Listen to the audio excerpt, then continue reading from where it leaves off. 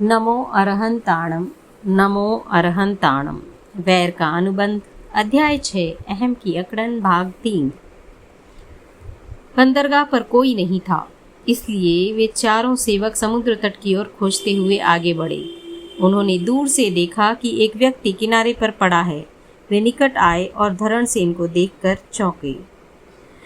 प्रातःकाल हो चुका था। धरणसेन सेवकों के साथ धीरे धीरे चलने लगा। उसको देखकर टोपाशाह ने पूछा, कल तो तुम मेरे साथ ब्यालू यानी कि रात्रि भोजन करने वाले थे, परंतु तुम नहीं आए। मैंने सोचा संभव है तुम्हें तुम्हारी पत्नी मिल गई होगी। क्या हुआ? तुम इतने अस्वस्थ और उदास क्यों दिख रहे हो? धरणसेन ने बंदरगाह पर बीती सारी बात बता दी। टोपाशाह ने सारा वृतांत सुनकर कहा, ओह संसार की लीला! यहाँ किसी पर विश्वास करना खतरे से खाली नहीं है, परंतु तुम निश्चिंत रहो। मैं अभी यहाँ के राजा के पास जाता हूँ और उन दुष्टों को जलयान सहित यहाँ बुला लेता हूँ। टोपाशाह ने ऐसा ही किया। सशस्त्र सैनिक जलयान का पीछा करते हुए शीघ्र ही जलयान के पास पहुँच गए और रात्रि के तीसरे प्रहर उस जलयान के साथ राजा के रक्षक नगर में आ पहुँचे। रक्षकों ने सुवदन और लक्ष्मी को जलयान से नीचे उतारा और बंदरगाह के अधिकारियों ने दोनों को एक कमरे में बंद कर दिया। कमरे में बंद होने के पश्चात लक्ष्मी बोली, प्रियतम, यह नई विपत्ति क्या है? कुछ भी समझ नहीं आ रहा है। दुष्ट धरणसेन बच तो नहीं गया? यह तो हो ही नहीं सकता। मरा हुआ व्यक्ति कभी जीवित नहीं हो सकता, लक्ष्मी ने कहा। तो फिर संभव है राजा अपने वाहन की जांच पड़ताल करना चाहता हो। मैंने उन्हें स्वर्ण की बात नहीं बताई थी। संभव है यही कारण हो, कहकर लक्ष्मी विचार मग्न हो गई। राजाज्ञा से दिन के प्रथम पहर के पश्चात सुवदन और लक्ष्मी को राजसभा में प्रस्तुत किया गया। राजा ने धरणसेन टोपाशाह को राजसभा में उपस्थित कर रखा था, परंतु धरणसेन को राजसभा के एक पृथक खंड यानी दूसरे रूम में गुप्त रखा था। राजसभा का कार्य प्रारंभ हुआ। राजा ने कहा, सुवदन, तुम अपने वाहन में स्वर्ण की ईंटों से भरी पेटियां लाए हो, फिर भी तुमने अधिकारियों के समक्ष उसकी जानकारी नहीं दी। यह स्वर्ण कहाँ से लाए हो? कृपानाथ, अपने पूर्वजों की संपत्ति का मैं यथावत संरक्षण करता रहा हूँ और यह संपत्ति स्वर्ण के रूप में संचित है। यह मेरी व्यक्तिगत संपत्ति होने के कारण मैंने उसकी विगत नहीं बताई, सुवदन ने कहा। तो तुम्हारे साथ यह रूपवती नवयौवना कौन है? राजा ने प्रश्न किया। कृपानाथ, यह मेरी धर्मपत्नी लक्ष्मी है, सुवदन ने निर्भीकता पूर्वक कहा। ऐसे असत्य कथन को सुनकर सेठ टोपाशाह की भौहें तन गई, आंखें लाल हो गई। उन्होंने सुवदन से कहा, ऐसा महाझूठ इस पवित्र राजसभा में बोलते हुए तुम्हें शर्म नहीं आती? धन और स्त्री दोनों धरणसेन के हैं। सुवदन टोपाशाह को पहचानता नहीं था। उसने व्यंग्य भरे स्वर में कहा, वाह, आप वास्तव में महान ज्योतिषी प्रतीत होते हैं। मैंने अपने जीवन में धरणसेन का नाम भी नहीं सुना, फिर यह मेरा धन और पत्नी उसकी कैसे हो सकती है? राज्यसभा के सदस्यों को सुवदन की निर्भीकता देखकर यह प्रतीत हुआ कि राज्य अधिकारियों द्वारा बेगना को फंसाया जा रहा है, परंतु राजा को पूर्ण विश्वास था कि धर्मिष्ठ और सदाचारी नगर सेठ कभी असत्य बात नहीं करता। राजा ने महाप्रतिहार से कहा, तुम धरणसेन को उपस्थित करो। समग्र राज्यसभा में विस्मय का वातावरण बन गया, क्योंकि राज्यसभा के सदस्यों को इससे पूर्व का वृत्तांत ज्ञात नहीं था। सुवदन और लक्ष्मी निश्चल खड़े थे। उन्हें तो पूरा विश्वास था कि धरणसेन की मृत्यु हो गई है। अभ्यंतर भाग में से धरणसेन को लेकर महाप्रतिहार राजा के समक्ष आए और धरणसेन को देखते ही सुवदन और लक्ष्मी का हृदय कांप गया। समूचा शरीर कांपने लगा, पसीना आ गया। दोनों की बदन पर घबराहट की रेखाएं उभर आई। राजा ने लक्ष्मी की ओर देखकर कहा, बहन, तुम इस नौजवान धरणसेन को जानती हो? हृदय के भय को दबाती हुई लक्ष्मी अभिनय की वाणी में बोली, अन्नदाता, मैं इस युवक को नहीं जानती। आज से पहले मैंने इसको कभी देखा नहीं। राजा ने धरणसेन से प्रश्न किया, क्या यह सुंदरी तुम्हारी है? कृपानाथ, आपने इसका उत्तर तो सुन ही लिया है। एक समय वह मेरी पत्नी थी, आज नहीं, धरणसेन ने शांत भाव से कहा। तो फिर वाहन में जो स्वर्ण संपुट है उसकी संख्या कितनी है? राजा ने पूछा। देव, मुझे उनका ख्याल नहीं है। स्वर्ण के संपुट मैंने ही तैयार किए थे, परंतु उनकी गिनती नहीं रखी, धरणसेन ने कहा। आश्चर्य, तुम्हारा माल कितना है यह भी तुम्हें ज्ञात नहीं है? राजा ने फिर सुवदन से पूछा। अच्छा, अब तुम बताओ, वे संपुट कितने हैं? सुवदन बोला, देव, मैंने ये संपुट कभी गिने ही नहीं। कारण है कि वह पूर्वजों की संपत्ति थी, उसको गिनने की स्थिति कभी उत्पन्न ही नहीं हुई। पूरी सभा इस विचित्र घटना से विचार मग्न हो गई। राजा भी सोच में पड़ गया। उसने कहा, अब न्याय कैसे करूं? विचित्र समस्या है। धरणसेन ने शांत स्वर में राजा से कहा, महाराज, सत्य असत्य का निर्णय करने का एक अन्य उपाय भी है। मंत्रीगण, राजा और अन्य सदस्य तत्काल बोल उठे। कौन सा उपाय है? तुम शीघ्र बताओ। धरणसेन ने कहा, आप स्वर्ण के संपुटे मंगा कर देखें। मैंने संपुटों में अपना नाम अंकित किया है। राजपुरुष एक रथ लेकर बंदरगाह पर गया। वाहन से एक पेटी लेकर तत्काल वहां राजसभा में उपस्थित हुआ। राजा ने देखा कि दोनों ईंटों के मध्य में धरण नाम उत्कीर्ण था। फिर तीन और संपुट खोले गए। प्रत्येक ईंट धरण नाम से अंकित थी।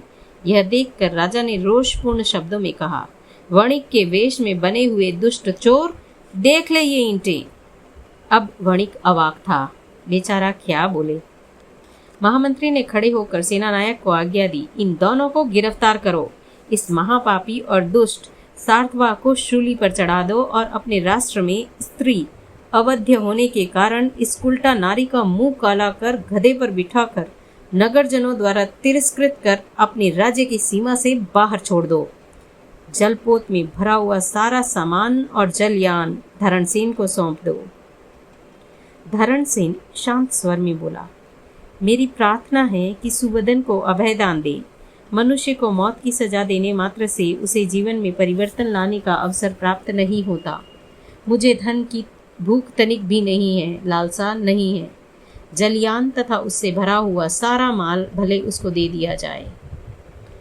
महाराजा ने धरणसेन की ओर देखकर कहा, सृष्टिपुत्र, तुम्हारी उदारता अपूर्व है।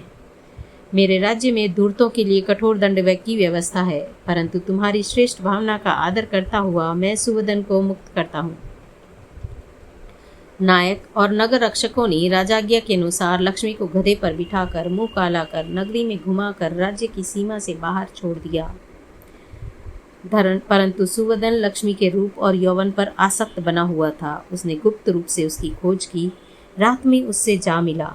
दोनों वहां से चलकर अपने जलयान पर आए और मुख्य चालक से कहा कि जलयान को लंका की ओर न ले जाकर अन्य बंदरगाह पर ले जाना है। धरणसेन अब मन से निवृत्त हो चुका है। 7-8 दिनों में उसने अपने थोड़े रत्नों को बेचकर अपार धन प्राप्त कर लिया। अनेक प्रकार का माल खरीदकर वह अपनी जन्मभूमि की ओर विदा हुआ।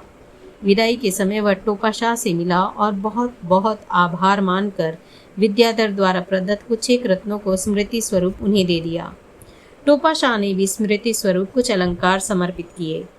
3 माह के प्रवास के संपन्न कर धरणसेन अपनी जन्मभूमि के परिसर में आ पहुंचा। वायु वेग से उसके आगमन के समाचार नगर में फैल गए। नागरिकों ने उसको गाजे बाजे के साथ नगर प्रवेश कराया। राजा भी वहां आया। घर में प्रवेश करते ही माता ने पुत्र का वर्धापन किया। लक्ष्मी को साथ न देखकर माँ ने प्रश्न किया, बेटा, बहू कहाँ है? पूरा वृत्तांत सुनकर माता पिता अवाक बन गए। दूसरे ही दिन धरणसेन ने व्यापार का पूरा भार अपने ऊपर ले लिया। धन अपार था। विद्याधर द्वारा प्रदत्त रत्नों की राशि भी प्रचुर थी। उसने परोपकार में धन व्यय करना प्रारंभ किया। धरणसेन सांसारिक कामों में विरक्त हो गया था। एक बार आचार्य अरहद नगर के उपवन में पधारे। धरणसेन प्रवचन सुनने गया। आचार्य द्वारा कथित संसार के स्वरूप को सुनकर वह और अधिक विरक्त हो गया। उसने अपने माता पिता के सहित आचार्य के समक्ष दीक्षा ले ली। नव दीक्षितों को साथ लेकर आचार्य अन्यत्र विहार कर गए। धरणसेन मुनि एकाग्रता के साथ ध्यान की आराधना में लग गए। 5 वर्षों में वे गीतार्थ मुनि बन गए और आचार्य ने उन्हें एकल विहार प्रतिमा की आज्ञा दे दी। मुनि धरणसेन एकाकी विहार करते हुए ताम्रलिप्ति नगर में आए। सुवदन भी लक्ष्मी के साथ इसी नगरी में आकर स्थिर हुआ था। वे दोनों पति पत्नी के रूप में रह रहे थे। उन्हें किसी का भय नहीं था। व्यापार भी ठीक ठाक चल रहा था।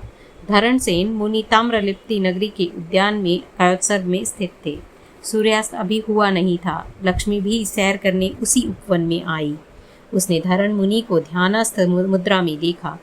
देखते ही हृदय में वैर की ज्वाला भभक उठी।